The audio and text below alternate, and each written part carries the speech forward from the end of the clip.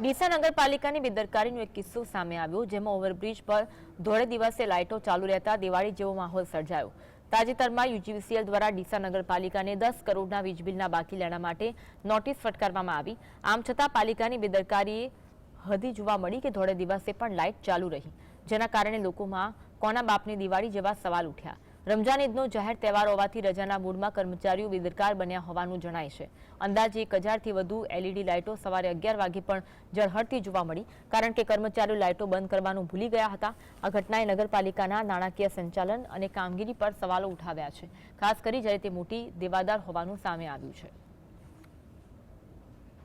બનાસકાંઠા જિલ્લામાં જ એક સામે આવ્યું હતું કે જેમાં 6 નગરપાલિકાનું વીજ બિલ બાકી છે, ક્યાંક 16 કરોડથી પણ વધુનું વીજ બિલ બાકી છે।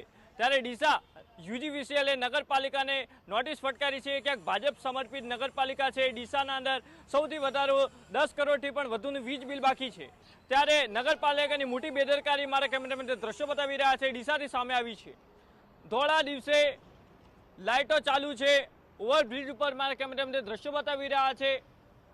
બપોરના સમયે ક્યાંક વીજ બિલ જે બાકી છે તેની ચૂકવણી થતી નથી, પણ ક્યાંક લાઇટો ધોળા દિવસે તમને ચાલુ જોવા મળી રહી છે।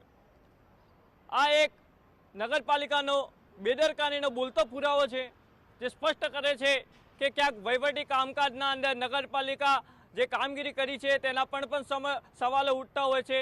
કારણ કે જે સમયે લાઇટની જરૂર હોય છે તે સમયે ક્યાંક કાપ કહીને લાઇટ બંધ કરવામાં આવતી હોય છે, ત્યારે આ ધોળા દિવસે લાઇટો ચાલુ છે, વીજની ચૂકવણી નથી થતી। યુજીવીસીએલ નોટિસો ફટકારે છે, પણ ક્યાંક વીજ ચૂકવણી થતી નથી।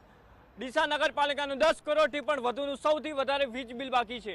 યુજીવીસીએલ નોટિસ ફટકારે છે, પણ ક્યાંક ભાજપ સમર્પિત નગરપાલિકા હોવાથી નોટિસો બાદ પણ કોઈ કડક કાર્યવાહી થતી નથી, તેવા આક્ષેપો અનેક વખત સામે આવતા હોય છે।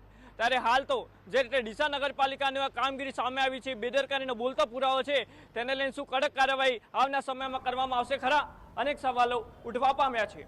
ધ્રુપરમાં GS TV, બનાસકાંઠા।